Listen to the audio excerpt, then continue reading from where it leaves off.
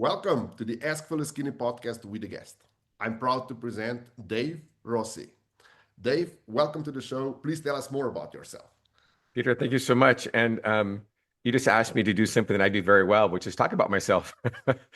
um, well, first of all, I appreciate being on your show, and I appreciate the topic, having midlife crisis be a very near and dear topic to my heart. I was 46, and I was facing back surgery from an old college football injury, two slip discs. I was virtually paralyzed. I had to get an epidural, which is a choroidal steroid shot on my spine to walk.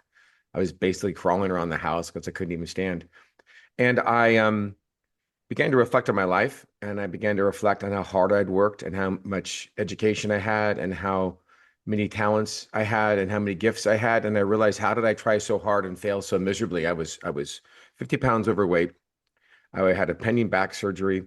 I had this business with my wife who was just the wrong person, the wrong relationship, the wrong marriage. And I wasn't talking to my parents. She had driven a wedge between my parents and my family and myself. And my best friend had died about 4 years prior to this kind of awakening. And I basically hit reset. I just said, I need to do something. And I went on a quest to figure out a new way to hit life. I hit reset. I left my marriage, four houses, two buildings, a business, three kids, two boats, and just said, I'm done.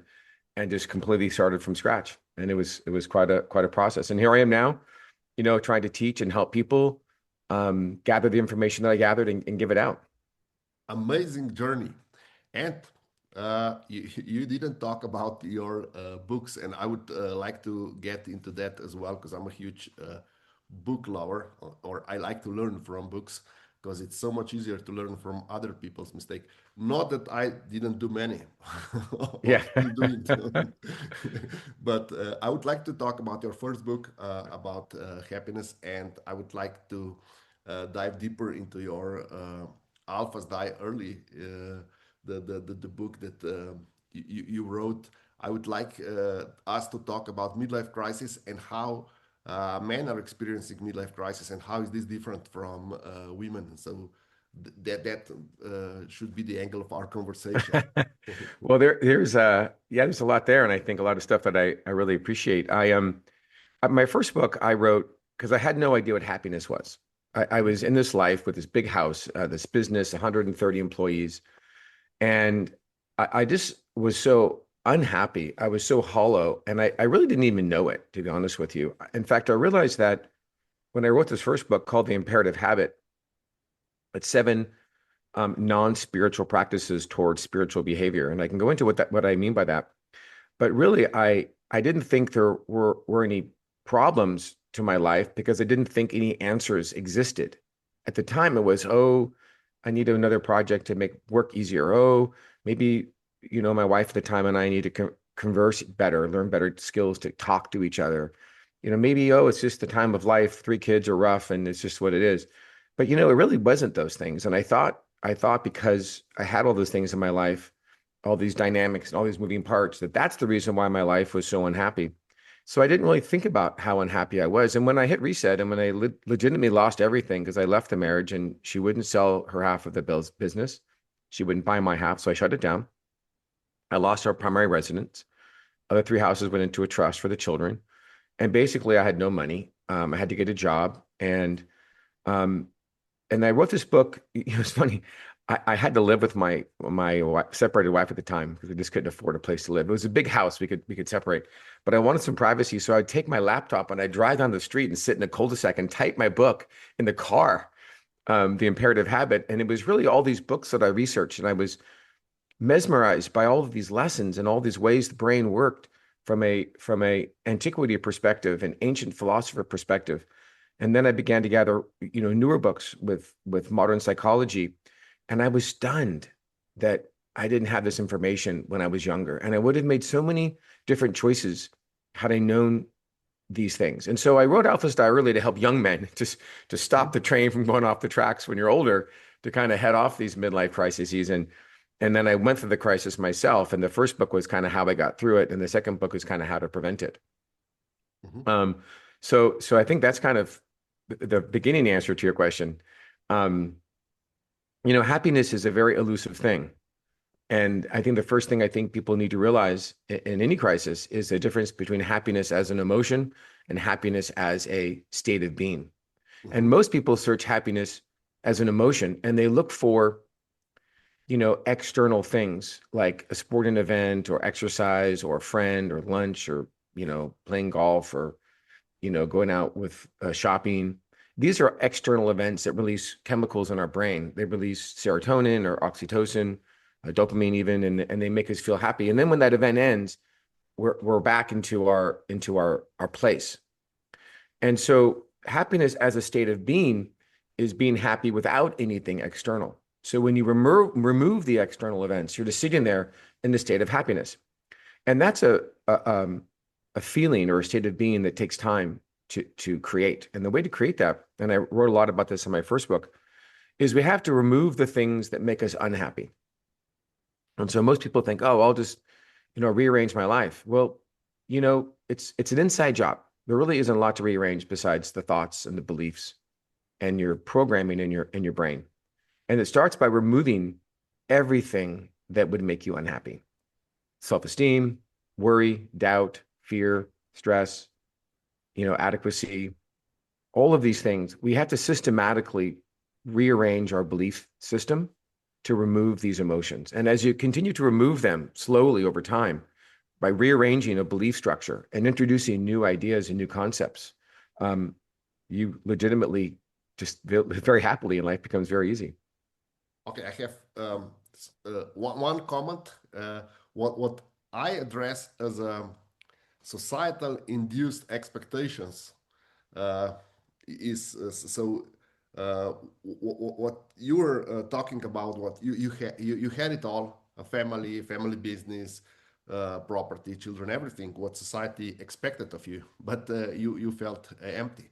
And another thing, when so would you agree that happiness is not about having more, but you already hinted at that, but subtracting what prevents you from being happy?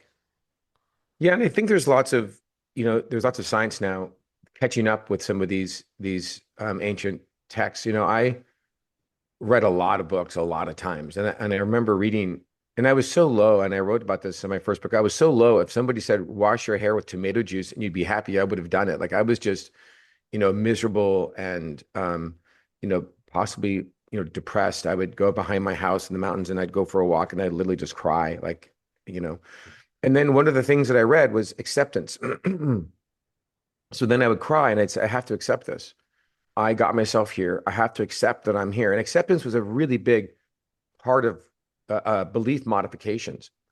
And you said something about being happy and being content. In a way, you're kind of alluding to one of these things about being content. That's a belief modification. And when you begin to become content, you begin to remove societal expectations, like you said.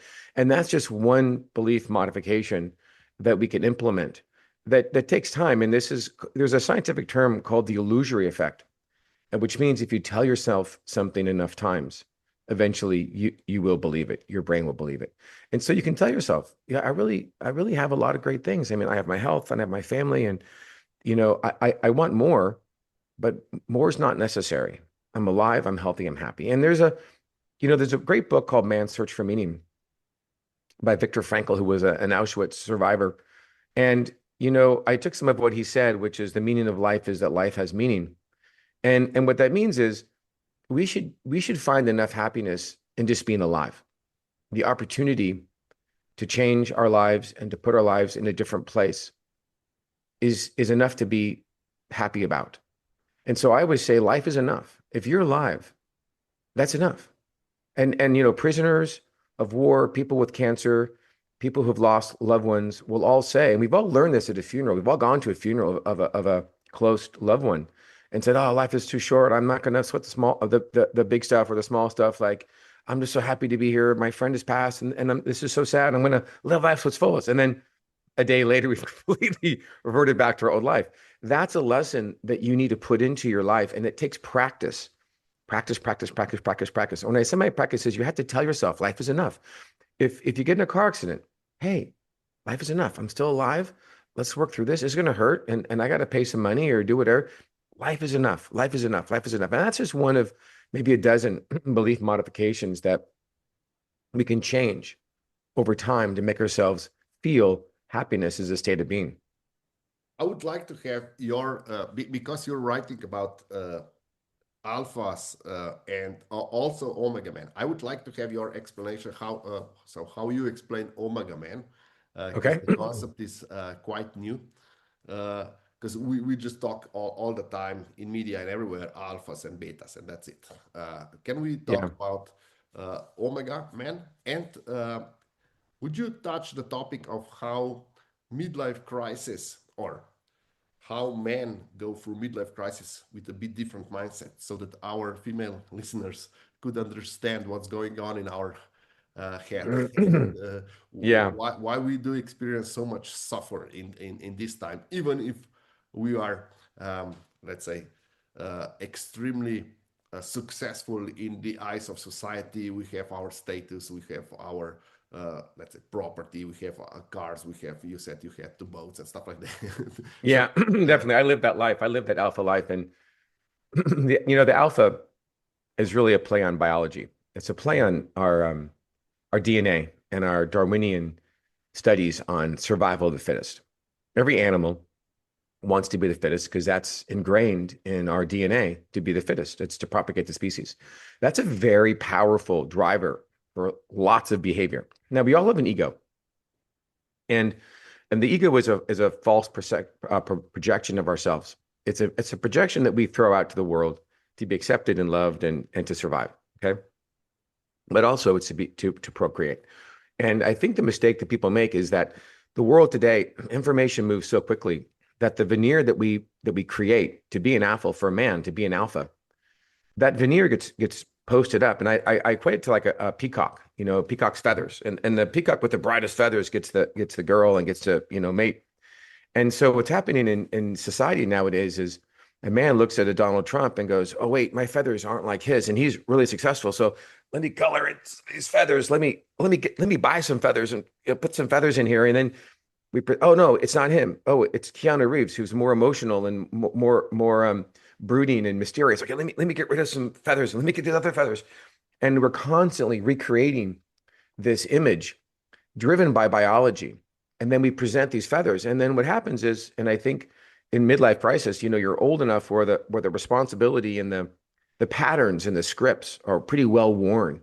And the scripts don't work anymore. And so midlife crises are happening when we have this divergence of scripts, programs, and patterns run across a world that doesn't operate where those scripts do. And it's very hard for us as people to change our scripts and our patterns. And it's running head into a wall, which is the rate of information changing. And so I think men in general do not know what the biggest and brightest peacock looks like anymore. And the mistake with this is people end up picking the feathers and not the bird. And so as a person, as an authentic person that has feelings and emotions, we've lost that. We spend more time on the veneers and the feathers and not internally. And so I think for a woman, you got to get past the feathers. You have to just, push them aside. And I had this experience myself when I got divorced and started dating, and I can share some of those stories. But for a man, they're constantly trying to figure out as an animal, because it's in our instinct of what to act like. And the omega is the last. So alpha is the beginning and omega is the last. The omega man, the omega path is about no mask. It's pulling all the feathers out and saying, I'm not playing this game. There's no veneer. I'm raw, I'm authentic, I'm me, and that's what it is. And if you don't take it, life is enough, and that's okay. I'm going to find someone that does. I'm not going to have the expectation that I need to put a veneer up to get a project, to get work, to get a job, to mate, to find someone to spend time with. Because what I learned is it's better to be alone than in dysfunction. And I didn't want anyone to pick me for work or for dating based on my feathers. I wanted someone to know me. And so when I would, in fact, my wife tells a story. She said, "Do you remember when we first started dating? You said, don't expect me to be the kind of guy that likes to curl up on the couch and cuddle because I'm not a cuddler." And I said, well, I probably meant it at the time. I wanted to be very authentic and tell you exactly, who I am and not have you get confused and have some future expectation that may not be there. I wanted to present myself in the most accurate light. And I wanted her to present herself or anyone I dated in the most accurate light. And so the Omega is really about steps and techniques and plays and basics and challenges to keep removing these veneers, removing our biology, our DNA, removing our egos, removing our masks to get on a path that's truly, truly authentic. And two things come with that. It's sustainable and it's fulfilling. Ooh, I have a nerd question. I hope it's not too nerdy. As you can see, No, no, I'm I, I'm very much that. Trust me. like you're talking about how getting rid of all this mask and get back to be authentic self. It resembles individualization, according to Carl Jung, to me, Yeah. and Individuation. I Yeah. do believe that is the similar concept. And another thing, and that is maybe a bit of challenge for you. It's not meant in a nasty way, but do you think that authenticity, like in a midlife, authenticity is if you dare being authentic self, then you gain more value uh, Oh, because yeah. because then you become alpha through let's say through Yeah. allowing ourselves to be authentic and not Yeah. alpha per se. We become alpha in our field, and people will start trusting us more. Of course, more mature people that are Yeah. already in midlife and that have already dealt with um, all the societal expectations, and that they're searching their way back to themselves. Yeah. That they are attracted by authentic people, and the more we are authentic, more we are attracted to authentic people. You're 100% correct. And I kind of look at it like the Wizard of Oz. Mhm. The perception of power, and this is kind of Machiavellian too. The perception of power uh, is rewarded. And Wizard of Oz had this giant, face and the flames and the smoke, and it looked like this powerful man. And then you pull the curtain back, and actually the guy was a nice little guy, the wizard, and you're like, oh, what a nice little man. And he became a very, very kind, likable figure in that movie. And so what you're saying is really a lot of science. It's not mainstream science, but Dr. David Hawkins mapped a scale of consciousness, and he talked about that energy field. That energy field is, and I don't want to say attraction in a sexual way, but it is very attractive. It's magnetic in a way, and that confidence. It takes the most amount of strength to be yourself. It does not take strength to hide. And people who hide behind theatrics or feathers or masks really lack the strength to be authentic. And when you have that courage to step into a defenseless, what you perceive as a defenseless position, hey, if I share this, I may not look like the alpha. I may not look like the 800-pound gorilla. I may not look like the peacock with the biggest feathers. It takes courage to say, I'm going to walk out into that circle with all of these peacocks fluffing up their feathers, and I'm going to walk out with none. I'm just going to walk out and just be a bird. And from a biological perspective, that would not get you a mate. But we are not peacocks. We're Homo sapiens. We're the most powerful animal on this planet. We have surged every other animal with the advent of cognition inside of our psyche. And that's a very powerful thing. And we have to stop letting our cognition get hijacked by our biology. The drive to stay alive, to throw feathers up, is over. That model does not work and it's not sustainable. And so, for me, when I would be very, very vulnerable and very honest with people, the results were the opposite of what we've all been told as men. Mhm. And your body begins to change. And now I look at integrity and the purest form of honesty and accuracy as a higher level of survivability for me. So my animal side now it says, okay, we find success in being honest and having integrity, and that is the way we're always going to go. And that portrays in work, and I'm much more successful that way, and as well as my love life exceeded because of that. Would you agree that um, the more we mature, the more we pick wisdom over power. Well, I'm not sure. I think it might look that way.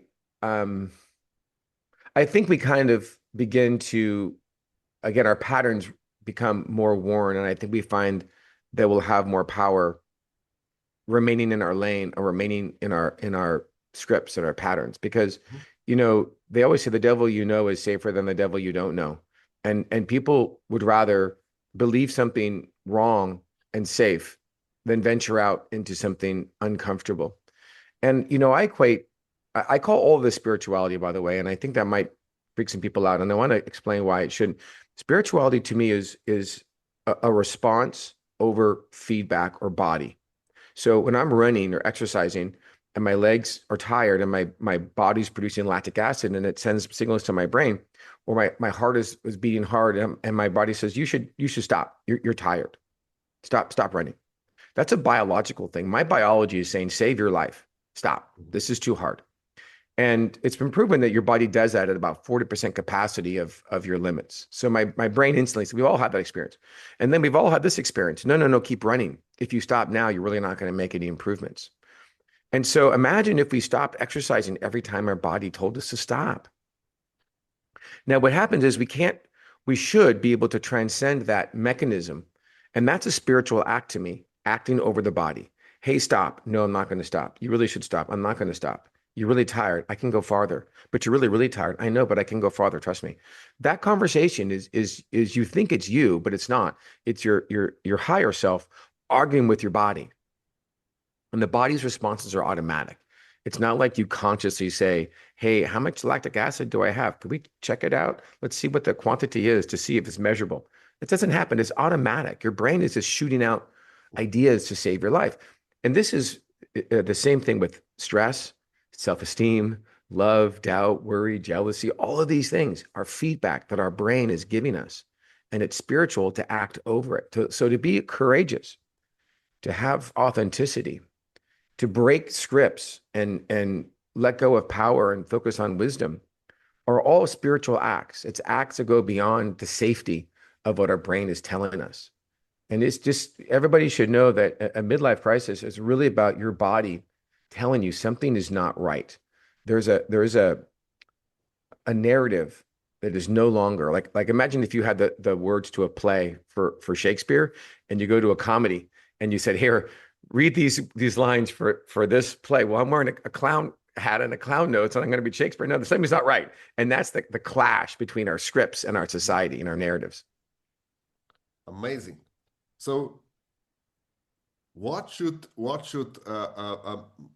we already touched that, but where do you see the difference between how a male and female perceive midlife crisis? Where is the key difference for yourself? Well, men, the biology for men is a big component that most people, yet alone men, can fend off. Their biology kicks in, and they want to put feathers in, and they want to portray veneers, and they want bravado, and they're very strategic on solving problems, very, very strategic, and they're going to keep looking for something that works. And I did this. I was looking for a persona that worked. Maybe I should be a little more direct. Maybe I should be more emotional. Maybe I should have more bravado. Maybe I should be easygoing. Maybe I should wear these clothes. Maybe I should dress more this way. And I began to manufacture more feathers. And so a man is really in fixing mode. And what happens is they're very stubborn. The first sign of trouble is stubbornness because it's really closed-mindedness. And closed-mindedness is a sign of somebody who's not able to have courage and be vulnerable. It's very vulnerable to have an open mind. It's very vulnerable to be open to new ideas. The brain likes predictive behaviors. And so when somebody's closed-minded, they're saying, I don't want to experience new ideas because those might be unsafe. So instantly you can get their level of courageousness and bravery and ability to be vulnerable and share deeper emotions by how closed-minded they are. If they're not open to ideas is an instant sign. And so men are very rush in, fix it, kick things out the door, very reactive. They respond to emotions very, very quickly. And women tend to garnish support. They tend to share emotions when they're hurt. They team together. They're more nurturing. They're more growing. They repair in a different way. They stabilize. And I think the mistake that a lot of women make is they count on men. Like they think a man will help them. Now, biologically, that's true. I see a lot of, social media posts that say, hey, a woman just wants to be provided for and she wants emotional stability. Yes, we all do. But I think you need to be sovereign first. You Mhm. can't be dependent until you're independent first. And you have to be emotionally independent and sovereign and have some level of self-mastery. Because if somebody mistreats you, if you're not whole, you might take that mistreatment. And that's where I think a lot of people go wrong is they don't set effective boundaries, not because they don't want to, but because they're unable to maintain these boundaries. Now, for men, they're not trained to share emotions. And so I think women have these expectations that if they share, men will share. They're not trained. They've been trained the opposite their whole lives. And I think that's kind of how women, get into these circular loops with emotionally shallow relationships. And that's hard. And I can acknowledge how hard that is. Okay, Dave, before we conclude, what is the number one advice you would give to our listeners for handling the midlife crisis? You gave us so much wisdom already, but what is the number one? Where should they start when they start Well, experiencing the symptoms? What is the number one thing they should go and start checking well, I with? think that may be different for every person has different ways of reaching the same journey. You know, I I can tell you a path that I think has lots of steps. And meditation is very important because it teaches you to ignore thoughts. It's nothing woo-woo. It's nothing, you're not supposed to relax. You're not supposed to, float off to sleep. It's literally a practice like hitting a tennis ball against the wall 100 times. It's a practice of letting go of Mhm. thoughts. And that practice allows you to implement new belief structures and new ideas and open-mindedness. Um, so the one advice, and I think the reason why I say that is getting information, like reading and getting information is really, really important. And there's so much out there that can help somebody at every level. The one bit of advice, God, that's a tough one, Peter. There's, um, I guess the most important thing is I'm going to use a quote again from Viktor Frankl. He said, between stimulus and response, there's a small moment in time. And in that small moment in time is where all of our growth is found.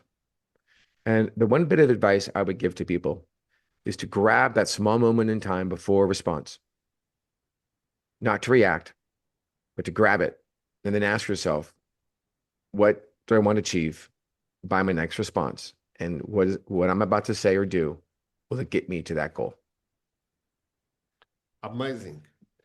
Before we finish, Dave, please tell our listeners where they can reach you, where they can get your books, and Oh, for what's sure. what's the best. Both books are on Amazon. The Imperative Habit, published in 2019 on Amazon, and Alphas Die Early, published January 2026 on Amazon. My website also, daverossiglobal.com. I do offer a meditation course.